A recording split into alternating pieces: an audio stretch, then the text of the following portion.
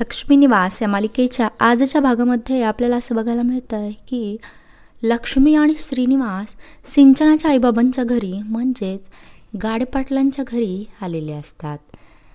त्यांना जान्हवीच्या लग्नाची पत्रिका त्यांच्या व्याह्यांना म्हणजेच गाडेपाटलांना स्वतःच्या हाताने द्यायची असती. त्यासाठी ते दोघं आलेले असतात. त्यानंतर गाडेपाटील लक्ष्मी आणि श्रीनिवासचा अगदी यथोचित आदरातिथ्य करतात. ते त्यांना बसवून घेतात आणि त्यांच्याशी गप्पा मारायला सुरुवात करतात. लक्ष्मी आणि श्रीनिवास म्हणतात की आमच्या छोट्या मुलीचं जान्हवीचं लग्न ठरलेलं आहे आणि ही पत्रिका घ्या आणि लग्नाला अगदी सहकुटुंब सहपरिवार नक्कीच या, अशी विनंती ते दोघं करतात. त्यानंतर गाडेपाटील त्यांना वचन देतात की तुम्ही काही काळजी करू नका, आम्ही लग्नाला अवश्य येणार आहोत.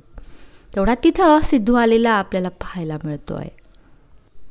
सिद्धू तिथे येऊन त्यांना रागारागाने बोलणार एवढ्या सिद्धूला एक फोन आलेला असतो आणि सिद्धू फोनवर बोलेपर्यंत लक्ष्मी आणि श्रीनिवास इकडून निघून गेलेले आपल्याला पाहायला मिळत आहेत.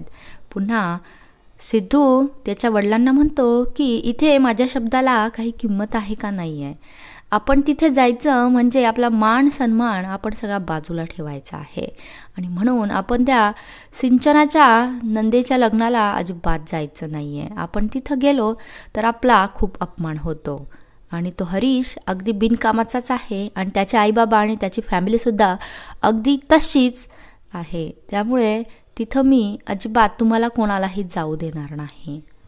काय सिद्धूला कळेल का ही लक्ष्मी आपली मैत्रीणच आहे आणि भावना तिची मुलगीच आहे. हे पाहणं खूप रंजक ठरणार आहे.